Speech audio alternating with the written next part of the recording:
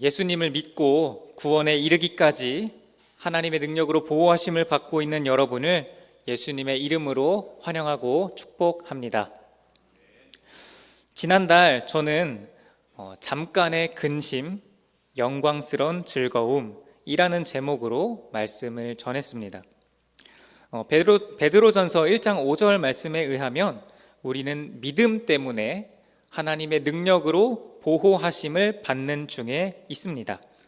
그런데도 이어지는 6절에서는 우리가 여러 가지 시험 때문에 잠깐 근심할 수밖에 없다고 말씀하고 있죠. 그래서 하나님의 능력으로 보호하심, 그리고 여러 가지 시험 때문에 잠깐 근심. 그래서 어떻게 보면 우리는 이 두 가지를 서로 충돌하거나 모순되는 것으로 여길 수 있습니다. 하지만 사실은 그 보호와 시험이 얼마든지 공존 가능한 것이라는 점을 제가 지난달에 말씀을 드렸죠. 그리고 제가 그때 근거로 들었던 것이 두 가지였습니다. 하나는 사울에게 쫓긴 그런 다윗의 삶이었고요. 다른 하나는 광야에서 40년을 보낸 이스라엘의 행적이었습니다. 이 둘은 모두 여러 가지 시험 때문에 잠깐 근심했습니다. 그러나 하나님의 능력으로 보호하심을 받고 특별한 은혜를 경험하면서 결국에는 약속된 것을 받았죠. 다윗은 하나님 나라 백성의 통치자가 되었고 이스라엘은 젖과 꿀이 흐르는 땅으로 들어가게 되었으니 말입니다. 이렇듯 하나님은 우리에게 시련을 허락하셔서 상황과 환경에 관계없이 주님을 신뢰하며 말씀으로 살아가는 성숙한 믿음의 사람들을 키워 가십니다. 그러면서도 약속하신 것을 반드시 이루시는 주님이 구원에 이르기까지 우리를 보호하시기 때문에 우리는 잠깐의 근심 가운데에서도 오히려 기뻐할 수 있는 것입니다. 금보다 더 귀한 우리 믿음의 확실함이 반드시 구원으로 이어질 것이기에 이 땅에서부터 영광스러운 즐거움을 누릴 수 있는 것입니다. 이렇게 말씀을 전하고 나서 존경스러운 우리 믿음의 선배 다윗의 삶을 여러분께 조금 더 자세히 나누면 좋겠다는 생각이 들었습니다. 그는 우리가 당한 것보다 훨씬 더 큰 고난을 겪었는데도 그 속에서도 여전히 주님을 사랑하며 주님과의 깊은 교제 가운데 거하지 않았습니까? 그런 다윗의 삶이 오늘 말씀을 듣는 우리 모두에게 위로가 되고 도전이 되며 즐거이 따를 모범으로 여겨지기를 소망합니다. 그리고 그렇게 점점 더 다윗의 길을 따라 행하는 우리 모두가 되기를 예수님의 이름으로 축복합니다. 오늘 우리가 함께 읽은 본문의 전체적인 분위기는 밝고 희망차다고 할 수 있습니다. 1절부터 3절을 살펴보면 시인은 이렇게 고백을 하죠. 여호와를 항상 송축하며 항상 찬양하리이다. 여호와를 자랑하리니 그의 이름을 높이세. 그리고 뒤에 8절에 가보면 여호와의 선하심을 맛보아 알지어다 라고 권면하고 있죠. 주님의 선하심이 얼마나 달콤하길래 그것을 맛보아 알라고 말씀하고 있는 걸까요? 시인에게 무슨 좋은 일이라도 혹은 축하할 만한 그런 일이라도 있었던 것일까요? 그러나 객관적으로 봤을 때 시인은 전혀 기뻐할 수 없는 상황에서 이 시를 썼다고 할 수 있습니다. 기뻐하기는커녕 오히려 그 반대가 당연한 상황이었지요. 왜냐? 이 시는 맨 앞에 표제에 나오듯이 다윗이 아비멜렉 앞에서 미친 채 하다가 쫓겨난 뒤 지은 시이기 때문입니다.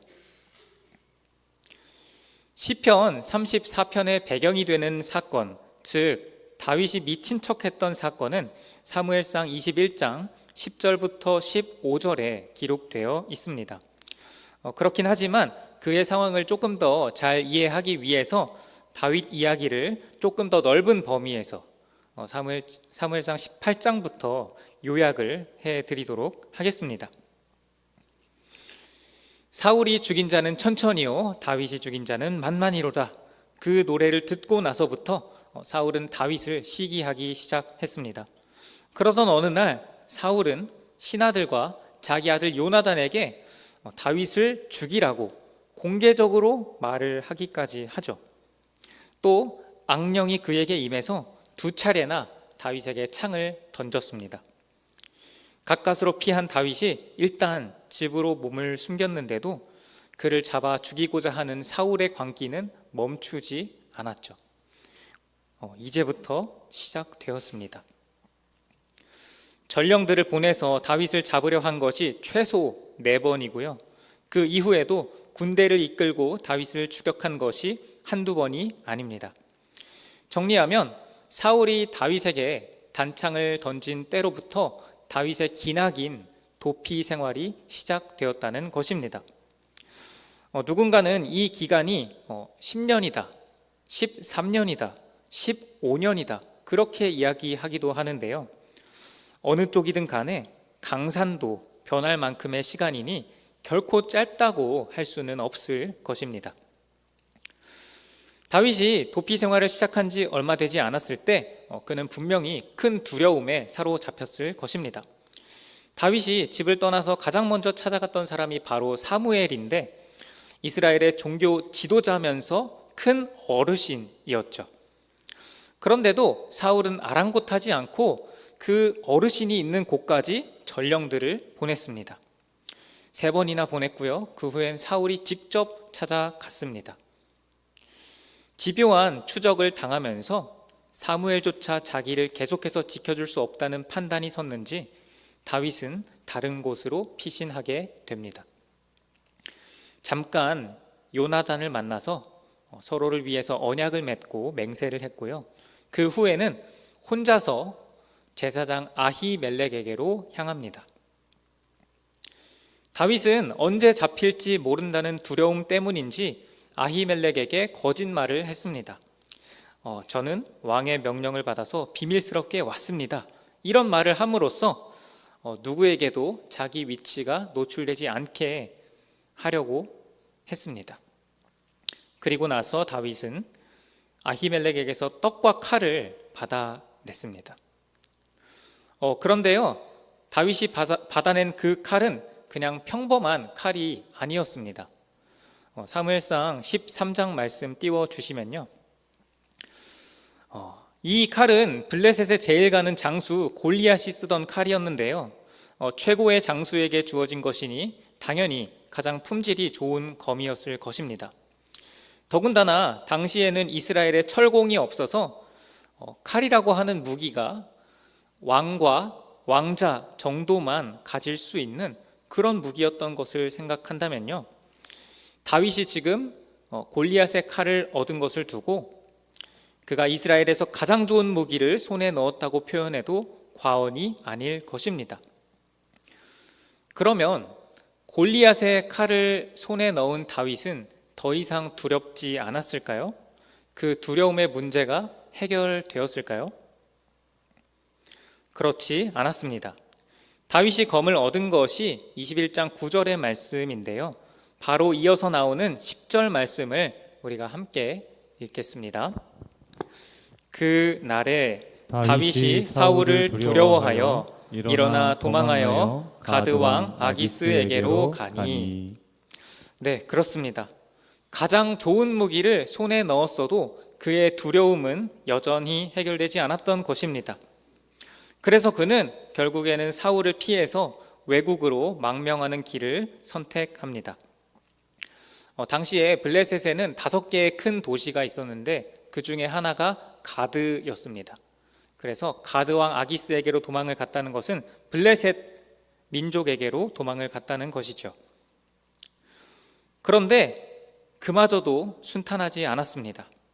아기스의 신하들이 다윗을 보고 수군거리기 시작한 것입니다. 아니, 저 사람 다윗 아냐? 사울이 죽인 자는 천천히고 다윗이 죽인 자는 만만이라고 그렇게 사람들이 칭송하고 노래했던 그 유명한 다윗인 것 같은데? 이 말을 들은 다윗은 더욱더 두려워졌던 것 같습니다. 두려워하는 것이 당연한 일인 것이 다윗이 블레셋 사람들을 많이 죽였거든요. 다윗이 도피하기 전에는 이스라엘의 천부장이었는데 전쟁에서도 많이 죽였을 것이고요. 또 한 번은 특공대를 꾸려서 200명의 블레셋 사람을 죽이고 돌아온 적도 있습니다. 그러니 아기스의 신하들이 충분히 이렇게 말할 수도 있는 상황이지요. 저 사람은 우리 민족을 많이 죽인 원수요 위험 인물이니 결코 살려둬서는 안 됩니다. 저 사람을 내버려뒀다간 후환이 될 겁니다. 지금 당장 목을 쳐야 합니다. 그러니 다윗이 얼마나 두려웠겠습니까? 우리 12절과 13절 말씀 읽겠습니다. 다윗이 이 말을 그의 마음에 두고 가드왕 아기스를 심히 두려워하여 그들 앞에서 그의 행동을 변하여 미친 채하고 대문짝에 그적거리며 침을 수염에 흘리매. 다윗은 목숨을 부지하기 위해서 자존심이고 뭐고 그냥 다 버렸습니다. 정신적으로 아픈 사람처럼 나사가 빠진 사람처럼 행동한 것입니다. 괜히 문짝을 긁어대고 침을 질질 흘림으로써 몸으로 말을 한 것이죠. 저는 상대할 가치도 없는 사람입니다. 다행히도 아기스는 다윗의 연기에 속아 넘어갔고요. 다윗은 그들의 손에서 벗어나 아둘람 굴로 향할 수 있었습니다. 사랑하는 동인의 성도 여러분, 이 시점에서 다윗의 심정이 어떠했을지 한번 상상해 보시기 바랍니다. 먼저는 아주 억울했을 것입니다. 아니, 내가 뭘 잘못했는지 모르겠는데 왕이 직접 나서서 추격까지 하니까 정말 억울해서 팔짝 뛸 노릇일 것입니다. 또 사울에 대한 원한과 증오가 마음을 가득 채웠겠죠. 편안한 집, 사랑하는 아내를 떠나서 내가 길에서 노숙하는 건 다 그놈 때문이야, 그렇게 생각을 했을 것입니다. 그리고 무엇보다 가장 큰 것은 바로 두려움이었을 것입니다. 머지않아 현상 수배범이 돼서 전국에 수배령이 내려질 텐데 누가 날 알아보면 어떡하지? 누가 날 신고하면 어떡하지? 사람이 많은 곳은 가기 꺼려졌을 것입니다. 그러다 보면 음식을 사 먹는 것도 쉽지 않아서 며칠을 굶었을 수도 있습니다. 간신히 무언가를 먹거나 쉬거나 잠을 자는 그 순간조차도 긴장을 늦추지 못해서 피로가 제대로 풀리지도 않고 마음 편히 있을 수가 없었을 것입니다. 그뿐만이 아니죠. 살고 싶어서 아기스에게 갔는데 이러다가 죽을 것 같으니까 아예 미친 척을 하지 않았습니까? 살기 위해서 자존심 다 버리고 상식을 벗어난 행동을 하면서 속으로는 정말 너무너무 부끄러웠을 것입니다. 이렇게 다윗은 억울함과 원한과 증오, 두려움, 불안함, 피곤함, 수치스러움, 이런 감정들이 버무려진 채로 아둘람 굴로 향했을 것입니다. 주님은 정말로 그를 바닥 중에 바닥까지 낮추신 것이지요. 그리고 이 일 후에 쓴 것이 바로 오늘 우리가 함께 읽은 본문 시편 34편의 말씀인 것입니다. 우리 1절 말씀 함께 읽겠습니다. 내가 여호와를 항상 송축하며 내 입술로 항상 주를 찬양하리이다. 아멘. 이게 어떻게 된 걸까요? 다윗이 미친 척을 하다가 정말 미치기라도 한 걸까요? 도대체 어떻게 이런 상황에서 주님을 찬양할 수 있단 말입니까? 그 비결이 4절에 나와 있습니다. 우리 4절 말씀 함께 읽겠습니다. 내가 여호와께 간구하매 내게 응답하시고 내 모든 두려움에서 나를 건지셨도다. 아멘. 우리 중에 다윗과 같은 경험을 한 사람이 없을 정도로 그의 낮아짐은 끔찍하고 비참한 것이었습니다. 그러나 그가 간구할 때, 기도할 때 그 비참함이 어떻게 역전되었습니까? 내게 응답하시고 내 모든 두려움에서 나를 건지셨도다. 그렇다면 주님이 다윗에게 주셨던 응답은 과연 무엇이었을까요? 아마도 주님은 다윗에게 지금껏 그를 얼마나 신실하게 지키시고 선하게 인도해 오셨는지, 얼마나 다윗과 주님이 깊은 교제 가운데 늘 동행했는지를 기억나게 해주셨을 것입니다. 여러분, 이전에 다윗이 어떤 사람이었습니까? 늘 하나님과 동행하여 두려워하지 않는 담대한 사람이었습니다. 그는 주님을 의지함으로써 사자, 곰, 그런 맹수와의 싸움에서 승리했고요. 아무런 갑옷도 칼도 없이 오직 물매, 돌 5개, 막대기, 이것만 가지고 나아갔는데도 거인 골리앗 앞에서 전혀 두려워하지 않았던 그런 믿음의 사람이었습니다. 만군의 여호와의 이름으로 나아갔기 때문이죠. 그런데 지금은 어떻습니까? 사자나 곰에게 찢겨 죽는 것이나 골리앗의 창칼에 찔려 죽는 것이나 사울에게 붙잡혀 죽는 것이나 가드왕 아기스에게 잡혀 죽는 것이나 사실 위험한 정도는 거기서 거기입니다. 그런데도 다윗은 두려움에 빠져 어쩔 줄 몰라 하며 벌벌 떨고 있지요. 하나님의 신실하심을 믿지 못하고 그분의 임재를 잃어버리니 이스라엘에서 가장 좋은 골리앗의 칼을 갖고도 평안을 누릴 수가 없게 된 것입니다. 그래서 주님은 과거에 그가 고백했던 것을 기억나게 해 주셨을 것입니다. 사무엘상 17장 37절 말씀 함께 읽겠습니다. 또 다윗이 이르되 여호와께서 나를 사자의 발톱과 곰의 발톱에서 건져내셨은즉 나를 이 블레셋 사람의 손에서도 건져내시리이다.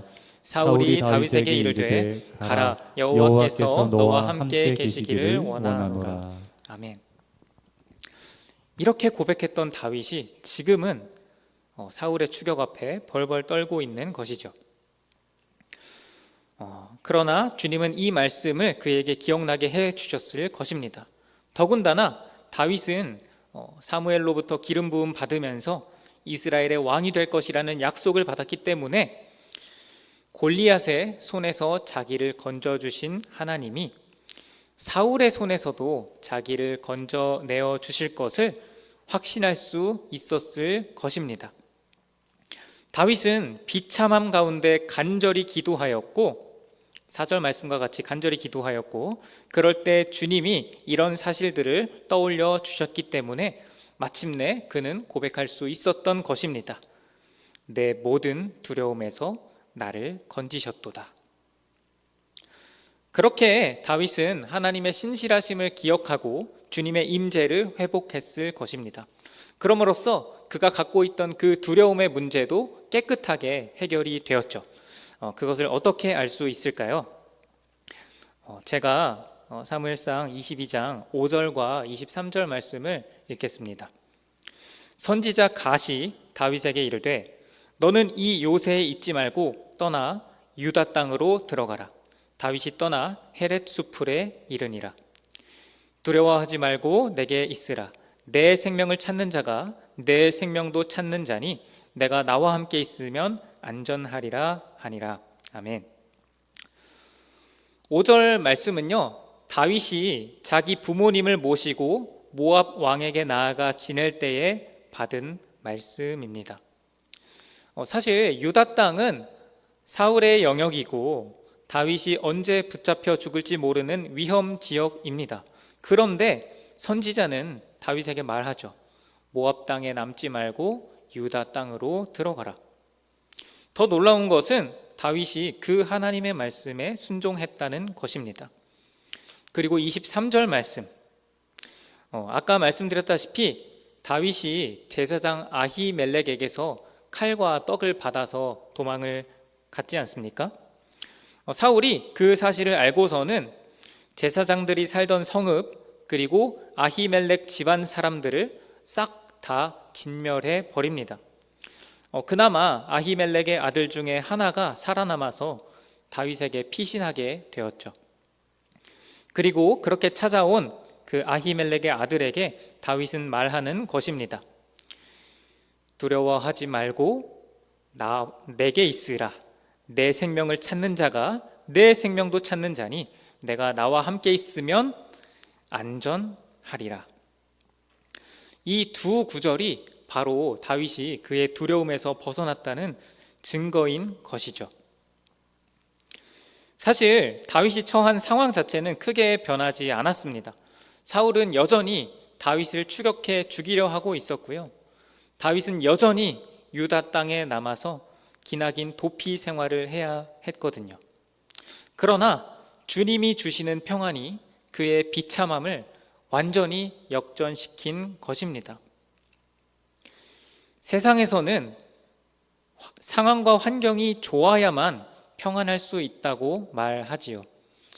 부요하고 풍족하게 내 삶에 더 많은 것을 채워야만 평안할 수 있다고 말합니다. 하지만 우리 주님이 약속하신 평안은 세상이 주는 것과 같지 않습니다. 그렇기에 우리는 어떠한 상황과 환경 속에서도 주님 때문에 평강을 누릴 수 있는 것입니다. 그래서 다윗은 고백을 하는 것이죠. 오늘 본문 6절과 같이 이 곤고한 자가 부르짖음에 여호와께서 들으시고 그의 모든 환난에서 구원하셨도다. 아멘. 이미 구원하셨다고 말을 하고 있습니다. 여전히 사울의 추격이 있지만 다윗은 이미 구원하셨다고 고백을 하고 있습니다. 그리고 8절에서 그런 상황에서 고백을 하는 것이지요. 너희는 여호와의 선하심을 맛보아 알지어다. 말씀을 정리하겠습니다. 사랑하는 동인의 성도 여러분, 우리는 이 땅을 살아가면서 여러 가지 시험 때문에 잠깐씩 근심할 수밖에 없습니다. 그리고 두려움에 빠질 때도 많죠. 성경에 제일 많이 나오는 명령이 두려워하지 말라는 명령인 것은 그만큼 우리가 두려워하기 쉬운 존재라는 방증이니까요. 그러나 그 두려움에 매몰되고 상황과 환경을 탓하며 주저앉아 버리는 것은 우리 아버지께서 기뻐하시는 일이 아닙니다. 오히려 그분을 슬프게 만드는 일이지요. 하나님의 자녀된 권세를 받은 우리에게 예수님께서는 세상이 줄 수 없는 평안을 약속하셨습니다. 심지어는 현상수배범 다윗과 같이 끔찍하고 비참한 상황에 처한 자라도 주님의 신실하심을 믿고 그분의 임재를 회복하면 그 평안을 받아서 누릴 수 있지요. 고난 가운데 있다 하더라도 예수를 주로 믿는다면 우리가 바로 하나님의 능력으로 보호하심을 받는 사람들입니다. 곤고하더라도 부르짖어 기도한다면 우리가 바로 모든 환난에서 구원받은 사람들입니다. 그 사실을 믿으시고 상황과 환경을 뛰어넘는 평안을 누리시는 우리 모두가 되기를 예수님의 이름으로 축복합니다. 찬송가의 고백과 같이 그 두려움이 변하여 내 기도 되었고 전날의 한숨 변하여 내 노래 되었네. 다윗과 같이 그것을 경험하는 우리 모두가 되기를 예수 그리스도의 이름으로 축복합니다.